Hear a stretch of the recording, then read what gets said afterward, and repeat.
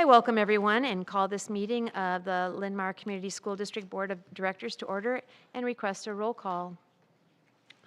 Director Buchholz. Here. Director Foss. Director Mansour. Director Maury. Here. Director Thomas. Here. Director Walker. President Lau Lancaster. Here. Thank you. At this time, we will move over to item number 200, adoption of agenda. May I have a motion, please? I move to approve the agenda as presented. Second. We have a motion made by Britt and second by Barry. All those in favor, please say yes. Yes. Opposed? The motion carries. Item number 300, audience communications. At this time, I will call up all those who have signed up to speak to the microphone in the order that you signed up. Please note that the board will receive and acknowledge your comments, but we will not engage in a dialogue with the speaker because of the set agenda, and that remarks are limited to 3 minutes per speaker and should be shared in a respectful manner. At this time, I'd like to bring call to the microphone Heather Krosky. Hi, thank you so much. I'd like to start by asking which one of you would like to weigh in. Okay, what about reporting everything that you've eaten for the last few days so we can critique it? No takers? Why are we making our middle and high school students do it then? I'm coming before you as a parent of a daughter with an eating disorder that had its seed planted in middle school health class. At a vulnerable and self-conscious age where our children are leaving childhood and trying to figure out who they are and how they fit into the world around them, we're exacerbating their insecurities by focusing on the wrong things in health class. As adults, our health needs are different than kids. Children are supposed to be gaining weight.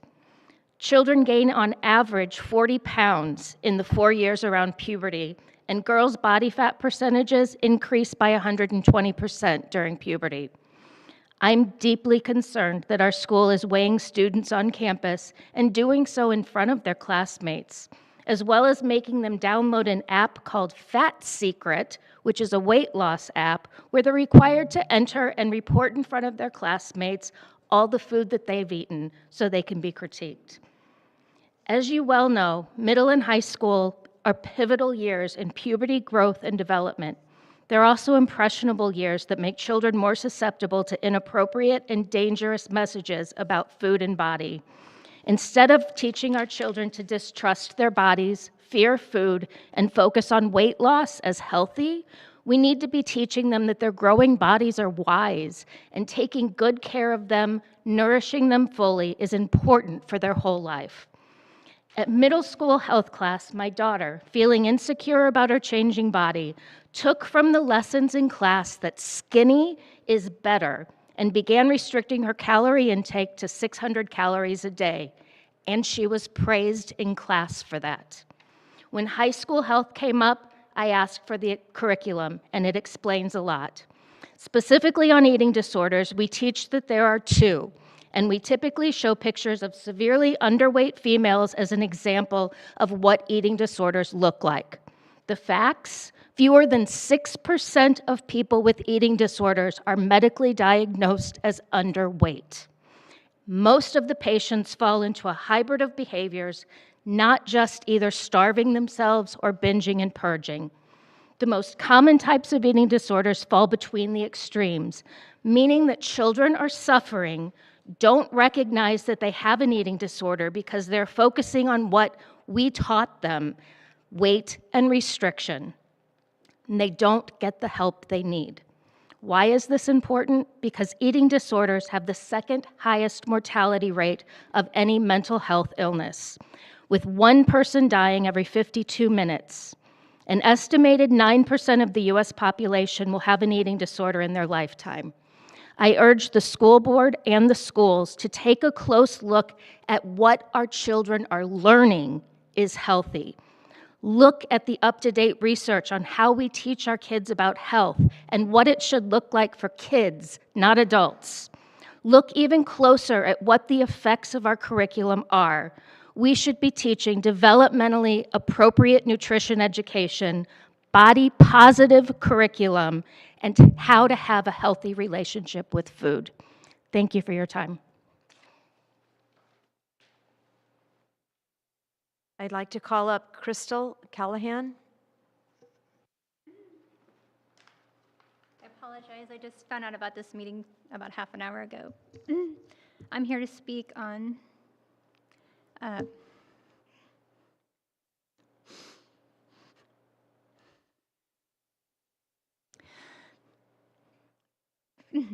five years ago, my son cried himself to sleep every single night for a year. And we didn't know why, and we found out that he was transgender. Since coming out, he's been filled with joy. He's got so many friends. He's an honor student. He's in the show choir. He volunteers at the shelter.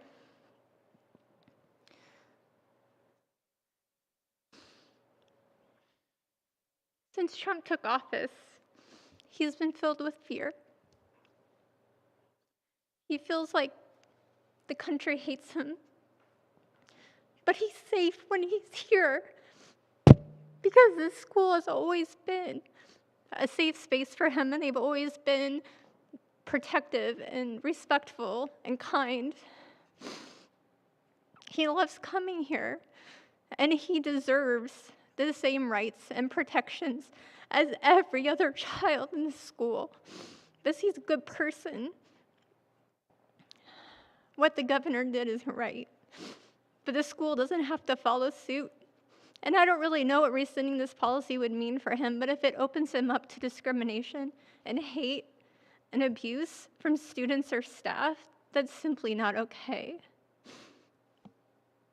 So I'm asking to please not make it easier for him to be hurt in the place that he feels so safe and cared for, and to not put teachers in a position to have to discriminate against him or they'll get in trouble, because that's not okay.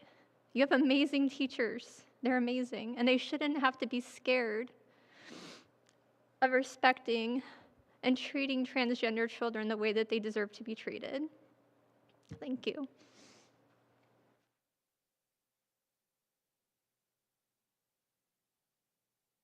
Thank you for your participation and your comments. At this time, we will move on to item number 400, Mission Moments. The Board of Directors will now highlight some of their district's recent successes and stories. Do I have anybody who would like to share?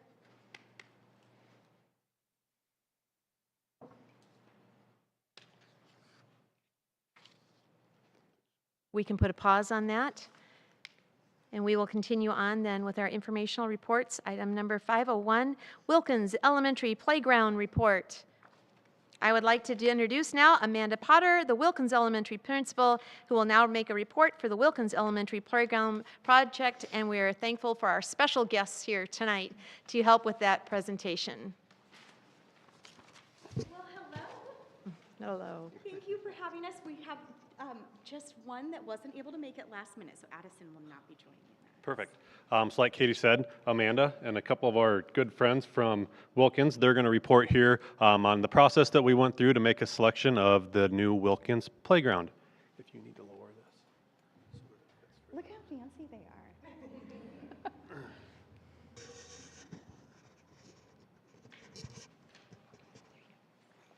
Hi, my name is Liam, and I'm a fourth grader.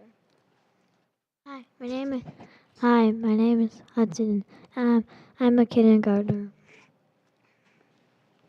We are students from Wilkins Elementary, and we are here to give you a playground update. Wilkins is a leader in me school, and our 8th habit is find your voice. We practice this by voting on our playground. We had 3 choices to choose from. Each child and adult at Wilkins got to vote. We completed an online Google form and got to choose our first and second vote. We are also able to add if there were any improvements or things we would like to see.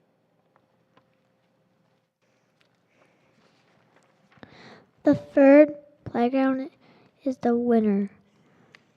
What I like about the third playground is the spinny chair. Thank you for your time and effort in helping us get this cool new playground.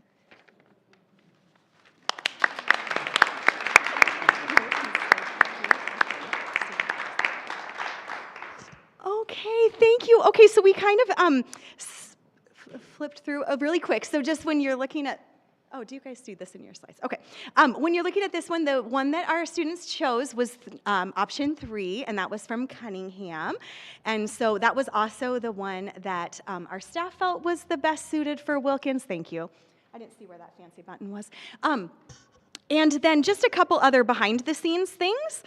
We have had some significant PTO involvement in our fundraising.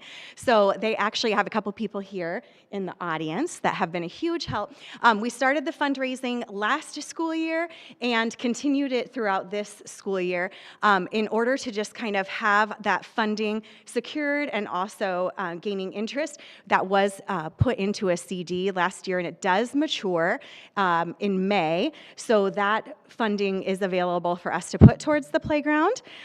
We also had just such a wonderful scenario come up with the fact that our current playground sits on City of Marion property, and when that was discussed with them, just obviously making some of these changes to our property with the new playground, the city decided they would like to partner with us on that. So their funding that they are willing to commit, as well as the PTO contributions and what the district is willing to put in place, allows for a big, beautiful playground that also has a very safe and inclusive rubber surface option for that entire playground space at Wilkins. So I don't know if you guys have any questions or if there's anything else that John wants to add, but that's where we have been for the past about year and a half working on this project. I'd like to know what you two boys are the most excited about in the new playground. Is there some part of the playground that you think is going to be the most fun? Yeah. I really like to climb, so I like the monkey bar climbing stuff.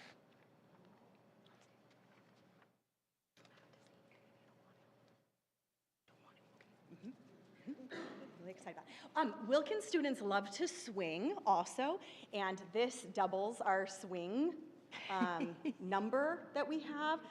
We often have lines, and we're working on how to, accommodate everybody at each recess. So adding swings was a big ask also when this was put out. When I brought the plans home after finance audit, I showed them to Arthur.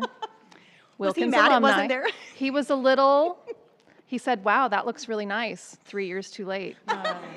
So I He think can still come back and play on it whenever and he wants to. He has soccer practice at Towie. So no, it's very exciting as a Wilkins mom. Like, this would have been really cool, and I know the students are going to love it. So this is And great. we do sit in an area that is obviously very residential. So this playground is used before school, after school, weekends, summers, things like that. So I do think it will benefit everybody in the community too. Well, I think this is also a great example of when we are able to partner with the City of Marion and the Parks Department. The fact that we share the land, well, they let us put our playground on their park is great. So this is a really great partnership with the community.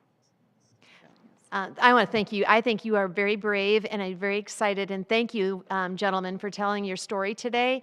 And thank you to their leadership who thought that was the wisest way to share your story. So thank you very much. We look forward to however this can move forward. And when we discuss it later, we will bring that up on how we can do that, or unable to at this time, or what our plans will be. But thank you. I want you to know how brave you are. Thank you very much.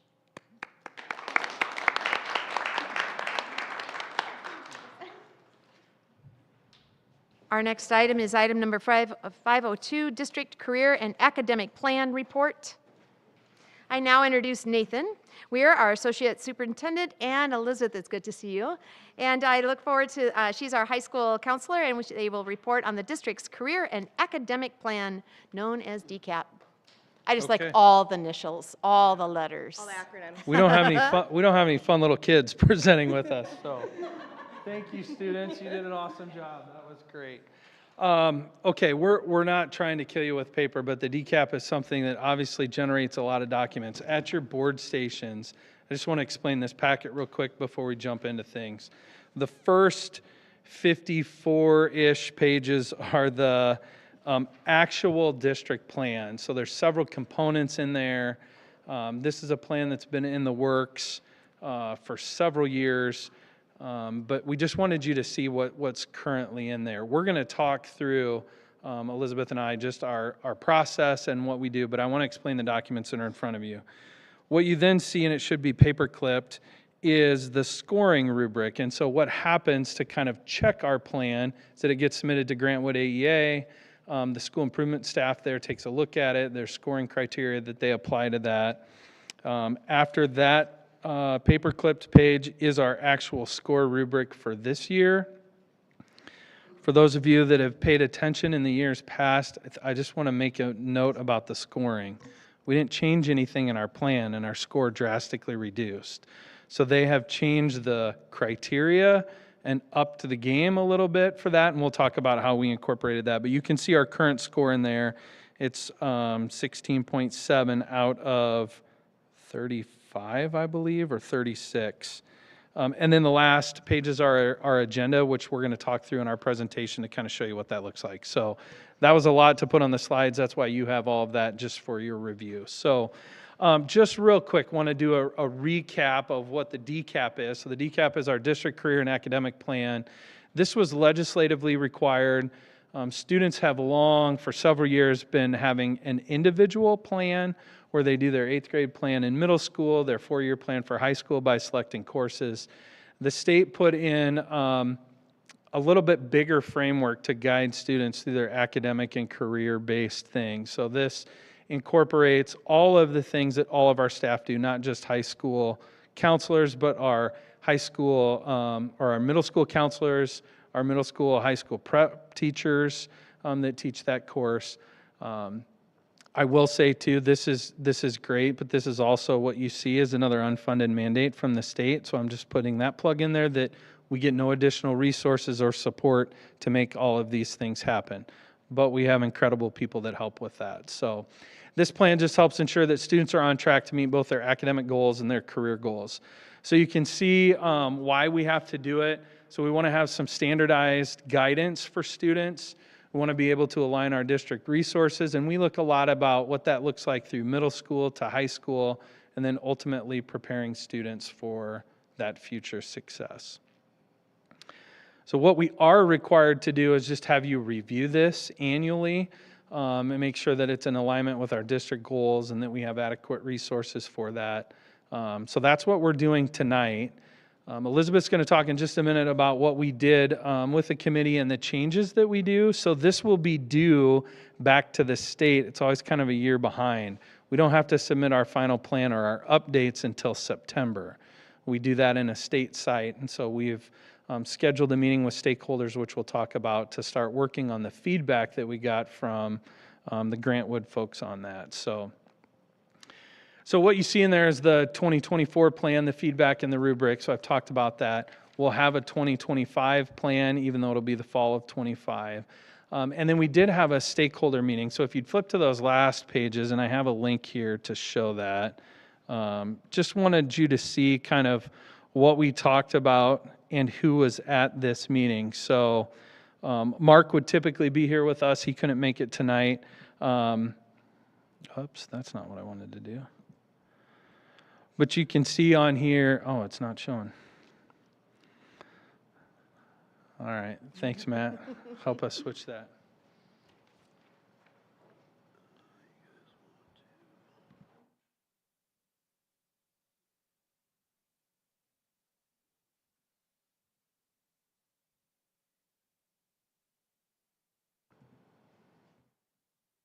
Perfect. Don't go too far. You might have to help me switch it back. I gotcha. Yeah. So we worked on an agenda that you can see there. And so we have on the second page all the list of people that attended. This is a pretty big committee for us. So we tried to use administrators, our secondary counselors, some of our teachers as well. We invite our work-based learning coordinators, venture academics, Barb Schold at the high school who does work-based learning. This year, based on feedback, we added special education representatives, so we had them as well. And then we have some, oh, go ahead. No, I was going to say, we also, based on feedback, added parents and then students as well, since they're a big part of things.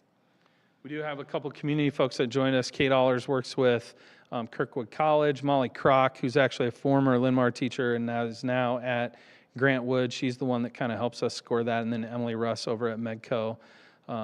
And then we did have some parents and students that joined us. So that was one of the things that we needed to do, was expand our reach.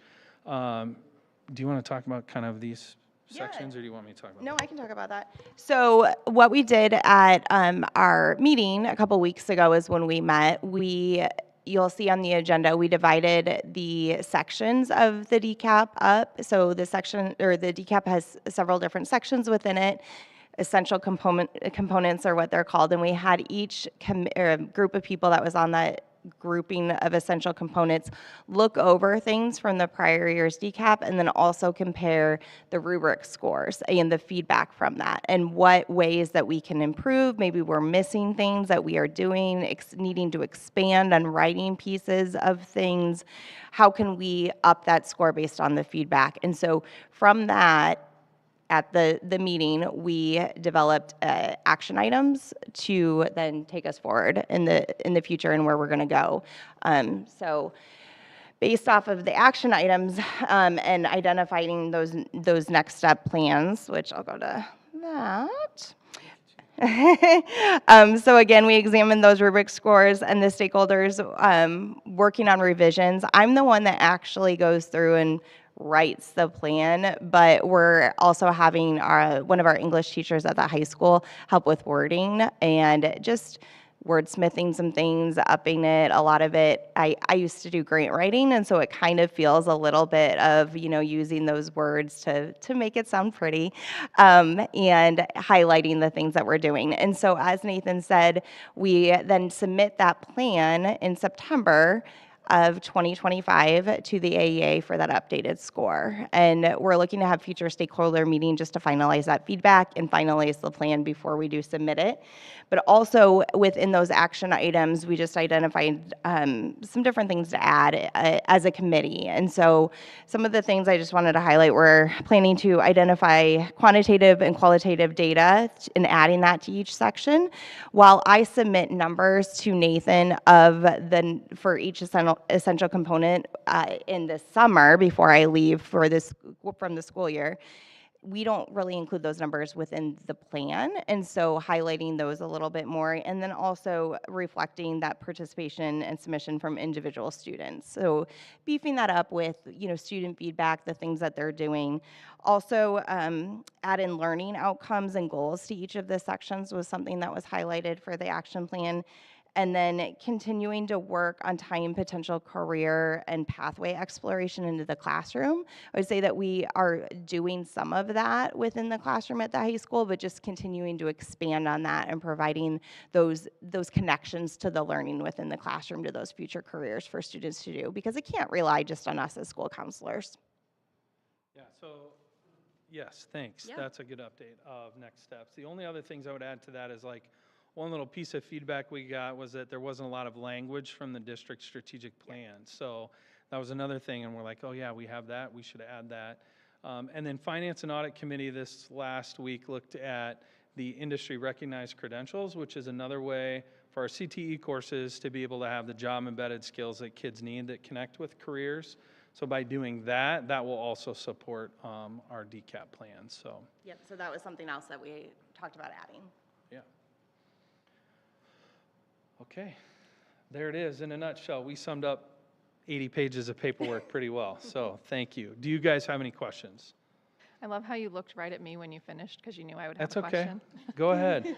Actually, you answered, I had 1, 2, 3, 4, 5, 6. I had 7 coming in, and now I only have like 2, so. Okay, good. We did a good job then. So one, I want to say that, yes, the new rubric is kind of a pain because every school that I've worked with at work, this is the Grantwood average. Like everybody took a nosedive with the new rubric. So I thought that was relevant information to share on your behalf. Yeah, it was interesting because we looked at the feedback, sorry to interrupt you, but we looked at the feedback from the prior year's rubric and then this year's rubric, and one of the scores we were like, you're so close to the highest score, and then we got like a 0 or something on it this year. We're like, okay. So my question was on the student reflections requirement, because that's, like the schools I've worked with, that's where they got hit the hardest. So I was wondering what feedback you got and how you're how you're having the students reflect on their experiences and how we're capturing that in the plan. Yeah, so I can. Go ahead, yeah. Yeah, so at the high school level, we have I shouldn't say completely revamped our classroom lessons, but we have, instead of them being, we use Zello for our classroom lessons. And so prior, we had just been doing the formatted lessons on Zello, but now we actually wrote new lessons.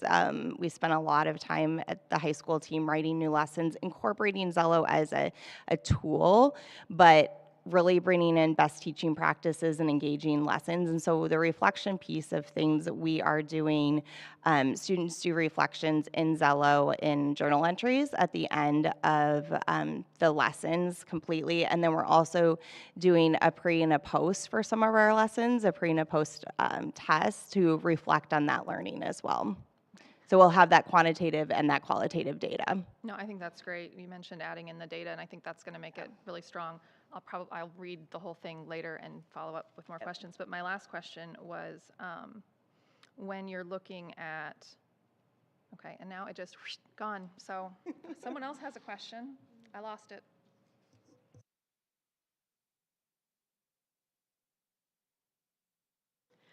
We thank you for your Good. hard work, and we please know that we see that there is dedication here and a lot of hard work. So we look forward to the new numbers because it'll be amazing. So thank you very much for your report and your time. Thank you. And the trees that provided. Good job.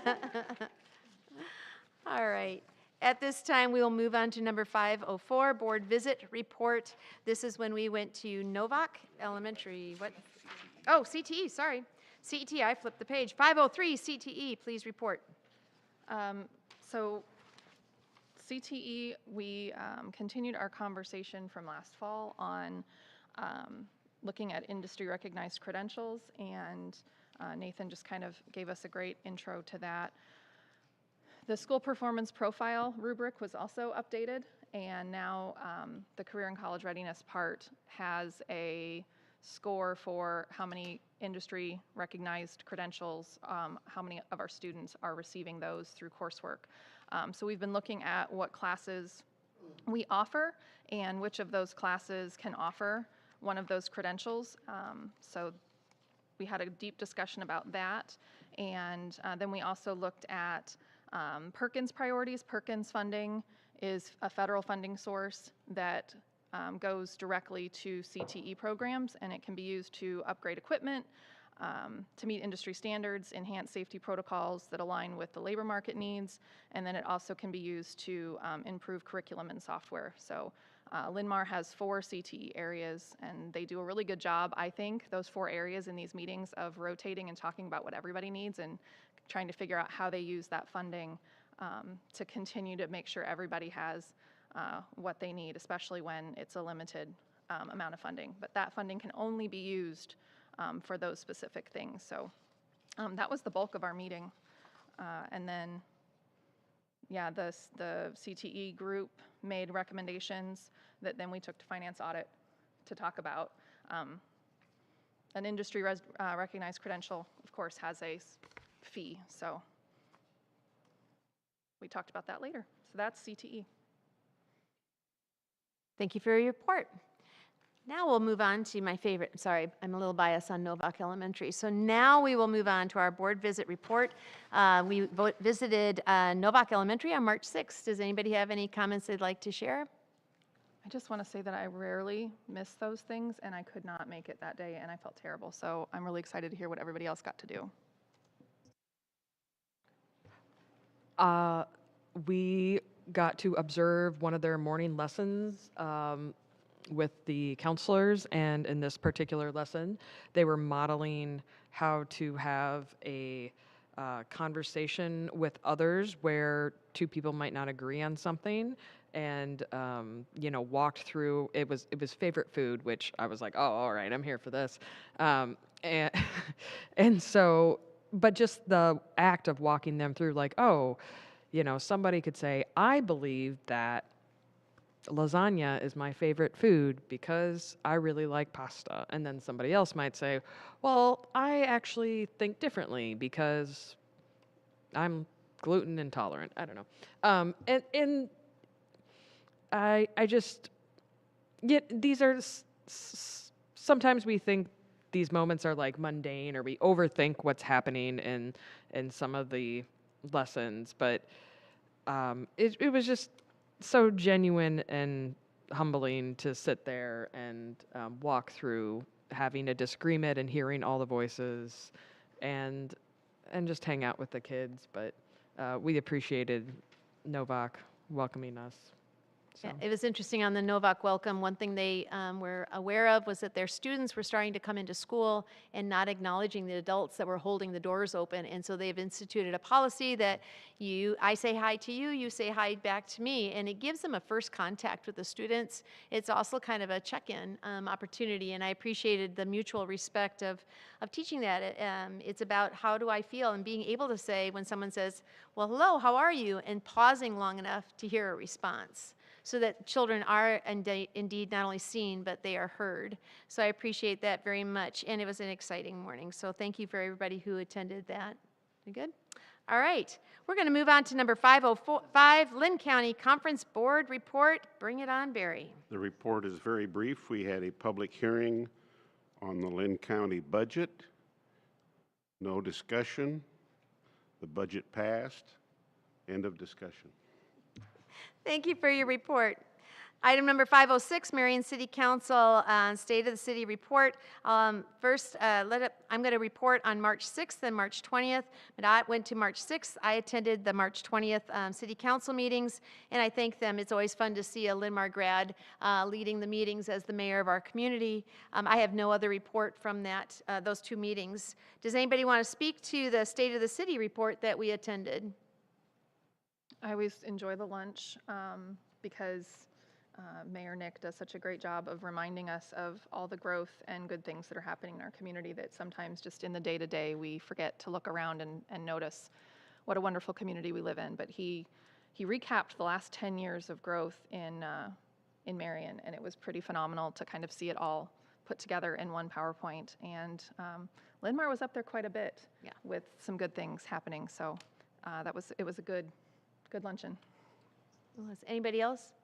It was a lovely day, and I'm thankful again for the invitation for us to continue that relationship with our city, one of our cities that Linn-Mar resides in. So thank you very much. Anybody else? All right, we're going to move on then to item number 507, our policy committee report. Laura, I believe you're going to make that report.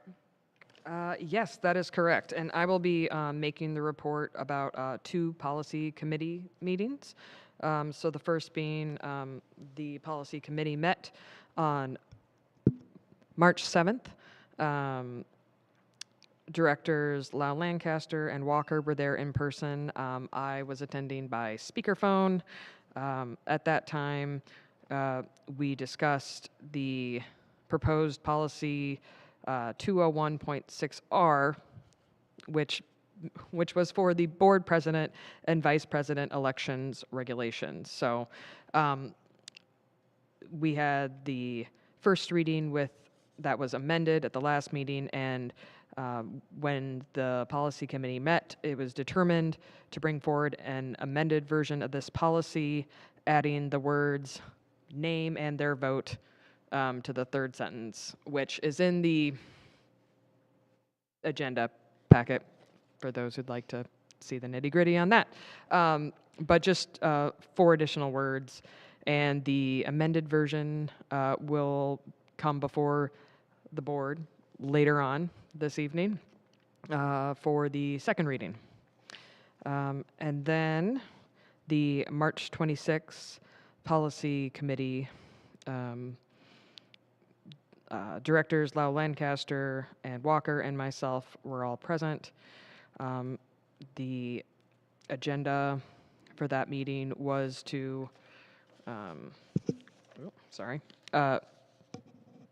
review policy 504.13, which is the transgender and students nonconforming to gender role stereotypes.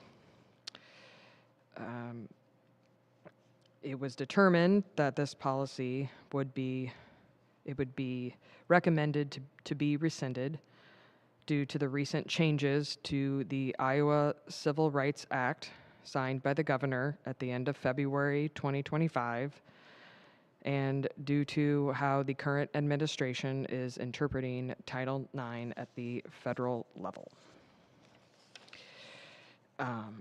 And that will also be later on the agenda tonight. Our next scheduled policy committee meetings are April 1st and May 1st. Can I add one thing to that?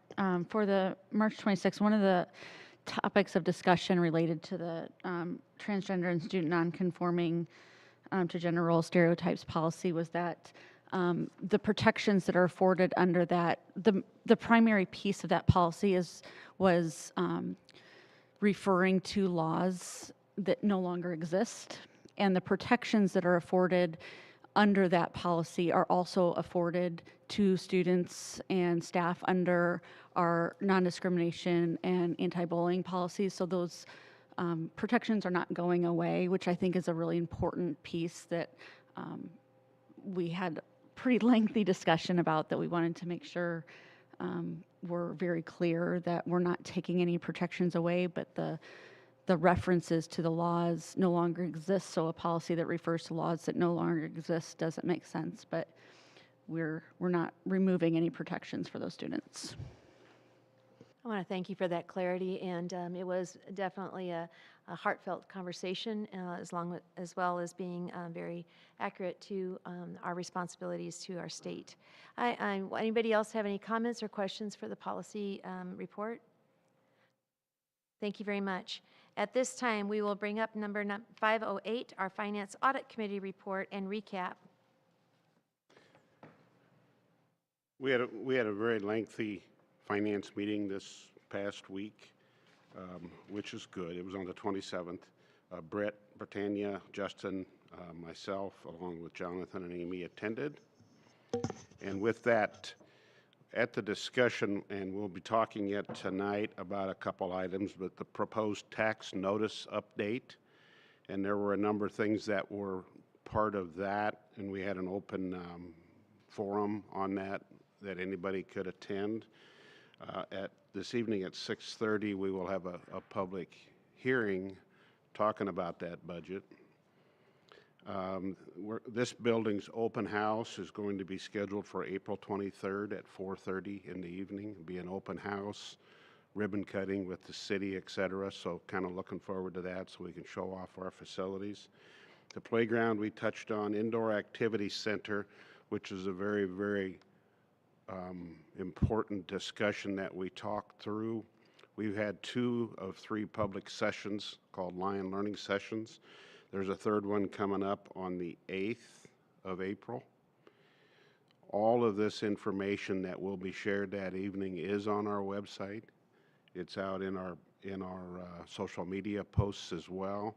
So we'd like as many people to see what we're discussing and go forward with that. With that, touches basically on our 10-year facility plan as we're starting to roll forward on our facilities. We always have to keep in mind that we feel we have some of the best facilities in the area, and we have to do everything in our power to keep all of the facilities up, no matter what their age is, no matter what the use is, no matter what it is. So our maintenance plans are very critical moving forward. A couple things that we talked about in great detail was the verbiage we'll use is Strat 2 licensure, which really doesn't mean a lot to most of us, but it's special education staffing that is very, very critical to the district to all of us. And the challenge that we're having is having enough special education staff, trying to keep the ones that we have happy. Needless to say, there's always a little bit of turnover because that's a position that not everybody wants to do.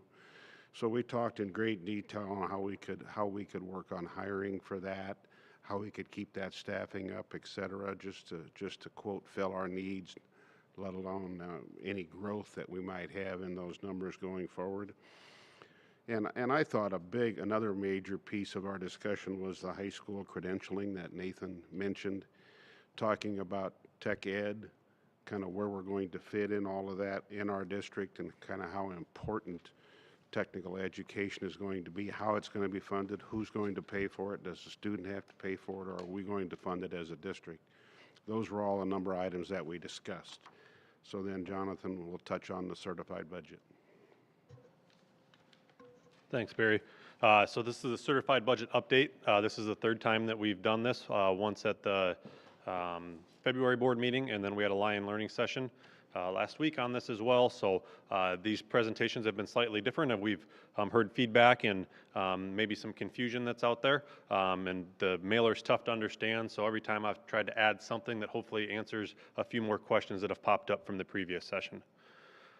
So run through topics real quick. The purpose of the certified budget, the timeline, what are the key factors, what was the preliminary estimate, and what is our tax rate comparison. So the process is to establish a maximum tax rate, communicate that tax rate and the levy amount to our public, and to inform on the fiscal year 26 line item budget process.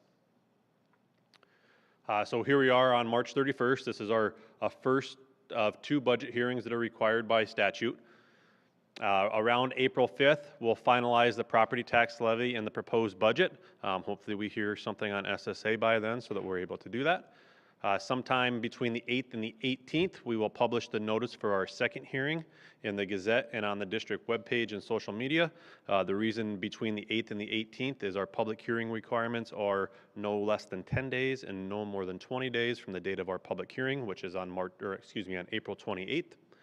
So we will hold our certified budget hearing on April 28th along with board action on the budget.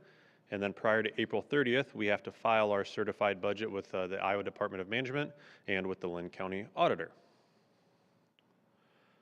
So this is a new slide. A lot of people have seen this before, kind of our buckets slide, our funding buckets, and just wanted to be able to run through these real quick. And I will just touch on the property tax one since we're talking about the proposed tax notice, the monies that come in or the revenue that comes in and the expenses that go out. So we do have 5 of these that are funded at least partially or entirely by property taxes. The first one is the general fund. That is our largest fund, right around, just over $100 million in that fund. 80% of that is for salaries and benefits. The other 20% is made up of materials, utilities, and purchased services. Those are the expenses. The revenue for that, like I said, is partially property taxes, state aid, and then miscellaneous income. The next fund up there that is funded entirely by property tax is the management fund, and that pays for our liability insurance, property insurance, and any early separation plans that we may have. The next fund up there is funded entirely by property tax. That is PEARL. That is a 13.5-cent levy. That was voted on. I would have to go back and check my records, but we've had it here in Linn-Mar for quite a long time. And we are one of the few districts in Iowa that does have that. And if you don't have it now, it is not a fund that you can levy for any longer. So that pays for playgrounds. You heard Amanda's presentation for Wilkins up here, and that is where the district share will come from, is out of that PEARL fund. And then it also pays for other community use rec spaces. PEPL, or the Physical Plant and Equipment Levy, that is fully funded by property tax. There is kind of 2 portions to the PEPL fund. There is a board approved that is a 33-cent levy, and then there is a $1.34 levy that is approved by the voters. That was just renewed last year for another 10 years. The expenses for that is buildings, building construction, vehicles, equipment, some technology, I think that hits the major pieces for the expenses out of PEPL. The last bucket there that is funded by property taxes, partially by property taxes, is the debt service fund. So that debt service fund is where the property tax revenue comes in that pays for our general obligation bonds that were voted on by the voters. We have not had a general obligation bond issued since 2019, but we are still paying on those bonds, so we do collect property tax for those. The other thing that the debt service pays for is any revenue bonds. So in our SAVE fund, we can borrow ahead to bring that revenue forward so that we can do a construction project or what have you. We make a transfer from our SAVE fund to the debt service and make those payments. So if you're looking at the screen, that's why it says transfers up there. That's what that is referring to. So some key factors here for FY26. As we see the funds there, those are the buckets that I talked about. And then the levy rate and the amount of dollars that is being produced by that levy rate for FY26. As you can see there, the general fund, $13.53 is that levy rate. Just under $1 for the management fund. And like I touched on there for the next three, PEPL is made up of two rates, 33-cent board approved, $1.34 voter approved, Pearl 13.5 cents. And debt service, just under $1.73. And that debt service levy, we know what our principal and interest payments are for the next fiscal year. So we have to collect enough property tax to be able to make all of our principal and interest payments. So that's what we're doing there. We don't over levy there, and we statutorily can't under levy, so we are collecting just what we need to be able to make those debt and interest payments. On the right, you can see who controls the levy. The state controls 45.29% of that. The voters control 18.36%, and the board controls 36% of that tax levy. Wanted to touch on a little bit here what our property tax levy rate trend was. So dating back to 2010, you can see in 2010 we were at $20.23. Kind of dipped down there to the $17 mark in 2015. Then stayed pretty steady there for the next 3 years or so until we jumped up to just above $18. And really outside of 1 year here in the past 6 years, we've really stayed right at that between $17.90 and $18 range outside of that 1 year in 2023 where we did get down to $17.36. So we've been able to hold our rate pretty steady. This year it is proposed at $18.05. We still do not know what SSA is. I think we're 47 days past the 30-day statutory requirement, if my math is correct there. So hopefully we know that. We're hopeful that if SSA comes in kind of where we've budgeted all along, that we will be able to bring that 1805 down somewhat. But really until the state sets that, we're not real sure what we can do. So haven't seen a lot of movement on SSA here in the last 2-3 weeks. It's been pretty quiet out of Des Moines. So we're hopeful to find that out soon enough so that we can get our actual levy rate out there and what will be decided on. John, do we know what that will, if SSA comes in at 3%, for example, do we know what the rate will be? Or is it still uncertain? Still uncertain, and the reason I say that is because in, I don't remember if it's the Senate or House, in one of those versions, there was some other things outside of just SSA, but a $10 per pupil equalization, some one-time payment. So until we kind of know, here's what our budget's going to be, here's what's all coming to school districts, it's hard to say exactly what we would get to. Here was our preliminary estimate for our notice for the hearing that we're at here today. The first column there is what our current rates are for FY25, so the fiscal year that we're in currently. That was the $17.99 levy rate. The middle column there is what they're trying to show is if we still needed to, no change in the dollars that we receive, what that levy could be. So that's $17.52. And the third column there is what we're proposing, 1805. Again, that's our maximum. Like I just said, we're very hopeful that we're able to lower that once we have all of our information as far as our revenue streams from the state. So tax rate comparison here, I think this is one thing that was I've probably received the most questions on is why is this a 13% increase? So this is just a snip from the back page. The top part there shows a comparison of a $100,000 house in our current year to a $110,000 house next year. And the bottom is the same comparison, but for a commercial property with a $300,000 and a $330,000. So I kind of broke this down a little bit here in this next chart. So this column here that you see in the red circle, that's just showing exactly where we are right now. If you have a $100,000 house, the rollback percentage this year is 46.34%. That gives you a value of $46,342. If you don't have a homestead credit, you can apply for that. Everybody's eligible. If you're a veteran, you can get some more. If you're over 65, that credit goes up as well. So I encourage you to do that. That gets you to your net taxable valuation times your levy rate, $17.99, divide by 1,000. You would pay $833.86 on a $100,000 house for the school portion. The next column over is what the comparison is in the mailer, a $110,000 house by next year's rollback percentage, which the state sets.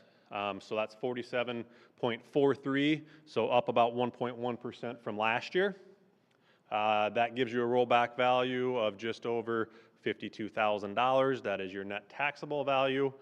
Multiplied by the proposed levy rate of $18.05 divided by 1,000 gives you $942, or an increase of just over $108. So these next two columns is what I'm going to use to try to explain what's really happening here. So on the top of this chart, you see two lines in yellow, the assessed valuation and then the state rollback percentage. So those are two things that the school district does not control. We don't control the assessed value of any property within our district, and we also do not set the rollback percentage. That is set by the state. The one thing that we do control on this spreadsheet is in the blue, and that is our levy rate. So my comparison here is a $100,000 home, still $100,000 home, rollback percentage changes the same.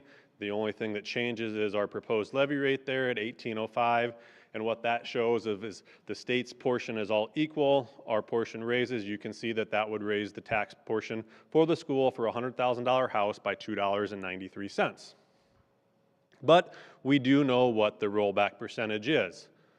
That rollback percentage is the 47.43%. So on a $100,000 house, if your property value didn't rise from last year till this year, which it may not have because it is not a reevaluation year, I know everybody got their new assessed values in the mail. That does not impact this rate this year. That would be for your tax payment starting in September of 26. So what you got in the mail does not apply to this currently.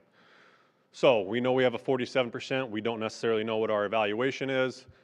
Take that times our 1805, and you will see that that is an increase of $22.60 on a $100,000 home. So with the information we know currently is that it would be raised $22 per $100,000 of residential valuation. With that, any questions? I know I fly through that because I've done her a few times, but I think that last slide is incredibly important, and I thank you for taking the additional time to explain, because the increase by the 100 to 110,000 that they add, that was new to the sheet this year. And while I understand why they did it, to do it in a year where it's not a reevaluation year and not everyone's assessed value actually may have changed, it's very misleading, because most people are still going to be closer to what they were assessed at last year without that $10,000 increase. So thank you for that last slide. You're welcome. Any other questions? All good? Thank you for your report. At this time, we'll move on to item number 509, our legislative report. That's me. Okay, so let's start with SSA. SSA, well, for those of you who, we keep using that acronym all the time, but it's the percent increase from last year for what increase in funding the school will get per pupil. And for background, most of the money coming in, as John covered so well, goes into the general fund, and then most of the expenses out of the general fund go towards salaries. And so we are obsessed with SSA because that's gonna control a lot of the budget. Now, John mentioned that, what was supposed to happen 43 days ago? Well, supposedly the legislature set a deadline for themselves that they're supposed to have SSA decided, like finalized and everything, by that February 14th, 15th, somewhere in there. But we still have to move forward with these hearings and everything else. So, and we can't change it later. We can't change it up later. We can change it down later. But until the state moves through deciding what SSA is going to be, we have to plan like, oh, worst case scenario, we're going to set it like this. So that way, if it comes in lower, we can adjust down. So, like John said, nothing's happened with it. We're going to have this hearing tonight at 6:30. We've been doing these Lion learnings, and nothing's happening with it. So if folks are talking with their legislators and want to be like, hey, the school board member said that you guys haven't gotten SSA passed, but that's minor among the list of, it's not minor. There's been a lot of important things this session. This is just one of them. So I wanted to talk about that, which isn't really talking about it other than saying that it's stagnant. A couple other things that I was going to touch on include, so one that could affect budget, our nutrition budget, is there, so it's currently, I had to look it up, on March 20th, the bill relating to student nutrition, modifying curriculum, and also setting, it would ask for a waiver from the school nutrition standards. So on March 20th, that was read into the Senate after being passed through the House. So it passed from the House on March 19th. It was read into the Senate on March 20th and is attached to Senate File 525. And why this is really critical is if it goes through, it could jeopardize a huge chunk of our federal nutrition school, like school lunch, school meal funding, because it asks for a waiver from having to abide by the federal standards for nutrition. And it even spells out the prioritization of, like, in nutrition, health, and the curriculum, that it should prioritize the following food groups in the order listed, and the first is animal-based protein, and then it lists off beef, pork. Second is dairy products. Third is vegetables, and fourth is fresh fruit.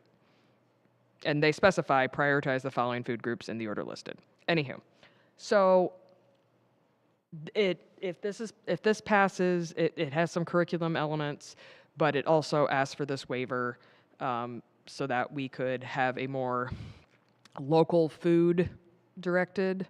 And so there's just a ton of implications for how this would play out in curriculum, in the school day, in our kids' meals choices.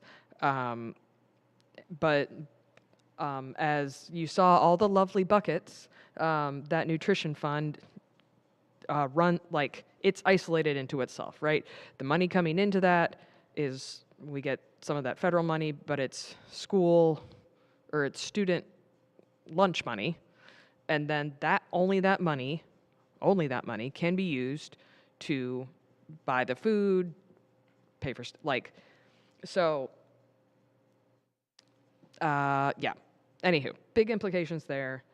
Those are... Can I put a number on that? Yes. It risks $160 million in federal nutrition funding for the state of Iowa. For the state of Iowa. And as a district, we're only allowed to increase student meals 10 cents per year. So just to put some numbers on that potential loss of funding. Yeah. So there's a lot going on in the State House. I'm just going to stop and highlight those two. But folks are welcome to hit my email inbox with any questions or concerns. Thank you so much for keeping aware of that and sharing that. It is definitely has amazing implications here. And we thank you, Laura, for your continued attention to that. We're going to move on now to item number 510, Superintendent's Report. Good evening, everyone. Thank you. Some district honors and highlights. First, congratulations to Linn-Mar High School student Nalea Reed Fleming for being named KCRG's Student of the Month for February. She's been highlighted on our website as well. We're excited to announce that our Linn-Mar High School speech students had a great performance during their recent Night of Vaudeville large group and individual group event. An athletic highlight, congratulations to Abby Mecklenburg, Linn-Mar High School student athlete, for being the first high school female athlete to jump a record of 20 feet in the long jump. We also have some academic honors, math counts honors. Congratulations to 10 Linn-Mar students coming from Hazel Point, Oak Ridge, and Excelsior for their exceptional performance at the recent district level math counts competition, and they're all advancing on to state level math counts competitions. Another athletic highlight, congratulations to Davis Kern, Linn-Mar High School senior, for being named KCRG's Athlete of the Week. Student volunteer highlight, we really appreciate and give kudos to our Linn-Mar High School students who took time after school to clean up the high school parking lot and campus.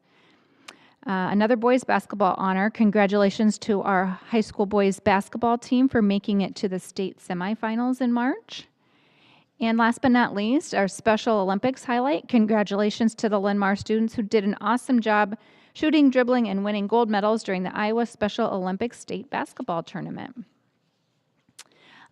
Tonight, during the meeting so far, we have had several folks highlight our Lion Learning sessions, and we've been really busy during the month of March highlighting those sessions. 2 Lion Learning sessions about the proposed or concepts around this indoor activities center and renovations, and then our information on our proposed tax rate also last week. So it's been nice to have folks turn out for that. We have one more Lion Learning session around the Indoor Activities Center that will be held at the high school at 5:30 on April 8th. And during that time, we present concepts. We walk folks through a timeline of what we heard from stakeholders around the needs at the high school there.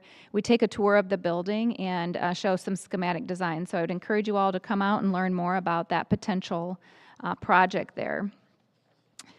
We are piloting, or will begin to pilot upon board approval later this evening, a visitor management system at a couple of our buildings. We hope to be piloting visitor and volunteer management system. And the other thing I would highlight is just with our performance venue, that project is well underway. We've added some new pictures recently to our webpage, so be sure to visit the district facilities page to see some new pictures. It's hard to see what's happening in the interior of the building, so we've had some folks in there taking pictures for us, and we certainly want to share that with the community. We've got an elevator has been delivered to the site. That installation should begin this week sometime. We've got slab on grade floors in the north half of the auditorium being poured. We've got the catwalk steel on site. Roof membrane is nearly complete through the project, and window installation continued throughout the month of March. We're excited to announce, I think Barry shared it earlier, that for this building, as we continue to work through a few punch list items, we are excited to invite the public in for our ribbon cutting and open house that we've scheduled for April 23rd from 4:30 to 6 o'clock. So please tell your friends and neighbors and come over for a tour of our building and some refreshments. And upcoming events for our students or staff include tomorrow we have another professional development day and work day. We've got Linn-Mar School Foundation Dine Out for Schools happening on April 17th. And then we've got high school conferences coming towards the end of the month. With that, I'd take any questions. Not a question, but just a follow-up. So the state math counts competition was actually on Friday. Okay. And full disclosure, I attended because my son made it to state. That's so, wonderful, Laura. Having been there, I wanted to share an update that at the state competition, the Oak Ridge team placed 4th out of all the teams. I'm not sure how many teams were there. And then our kiddos placed 32nd and 31st out of 150, 200 some kids. I had a chance to talk to the Oak Ridge coach, and she shared with me that her dad actually used to be the math counts coach at Oak Ridge, and now she's taken it over. And it was just a great nerdy day, and it was opened with a lecture on the birthday problem, and I'm like, wow, this is quite an opening. But it was the funniest math MC I've ever seen. But Making math fun. I love it. Well, we'll have to follow up with a new, refreshed article on how the kids did at state versus districts. Thank you, Laura. Thank you very much. Is anybody else? All right. Then we're going to now move into our unfinished business. Item number 601, second reading of policy 201. I'm going to ask for a motion, please. Motion to approve the second reading of policy 201.6R, board president and vice president elections regulation as presented in exhibit 601.1. Second. We have a motion by Britt and a second by Melissa. All in favor, please say yes. Yes. Any opposed, say no. The motion has carried. We move on to item number 602, the second reading of the 800 series policy recommendations. Do I have a motion, please? Motion to approve the second reading of the 800 policy series as presented in exhibit 602.1. Second. We have a motion by Laura, second by Melissa. All those in favor, please say yes. Yes. Any opposed? The motion is carried. We're moving on now to the 700 series new business. Item number 701, approval of fundraising requests. May I have a motion, please? Motion to approve the fundraising requests as presented in exhibit 701.1. Second. A motion by Melissa, second by Barry. Is there any discussion? If not, all in favor say yes. Yes. Any opposed? The motion carries. Item number 702, approval of early graduation requests. May I have a motion, please? Motion to approve the early graduation requests for Spencer Dancy, Justin Rasmussen, and Xander Vallandigham as presented in exhibit 702.1. Second. We have a motion by Britt, a second by Barry. Is there any discussion? Just a congratulations to those 3 students. Outstanding. May I have a vote, please? All in favor say yes. Yes. Any opposed? The motion carries. Item number 703, approval of open enrollment requests. May I have a motion, please? Make a motion to approve the open enrollment request as presented in exhibit 703.1. Second. We have a motion by Barry, a second by Laura to approve the open enrollment requests. Is there any discussion? If not, we will move on to a vote. All those in favor say yes. Yes. Any opposed, say no. The motion carries. Item number 704, approval of playground project. May I have a motion, please? Motion to approve the plan specifications for the Wilkins Elementary Playground Project as presented in exhibit 704.1. Second. We have a motion by Laura, second by Melissa. Is there any discussion? Yay. If going on, let's go ahead and vote then. All those in favor say yes. Yes. Any opposed say no. Thank you. Item number 705, first reading of policy 504.13. May I have a motion, please? Motion to approve the first reading of the recommendation to rescind policy 504.13, transgender and students nonconforming to gender role stereotypes as presented in exhibit 705.1. Second. There's a motion by Melissa and a second by Barry. Is there any discussion? I just want to reiterate what Melissa said earlier, that this rescindment is because of the change in laws that are mentioned, and that policy 103.1 still protects all students.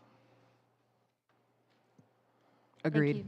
Thank you for that clarification and our commitment. Is there any further discussion? If not, let's go ahead and vote. All those in favor say yes. Yes. Any opposed, say no.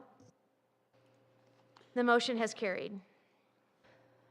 I make a motion to approve the consent agenda as presented. We have a motion to present for the consent agenda as presented. Is there a second? Second.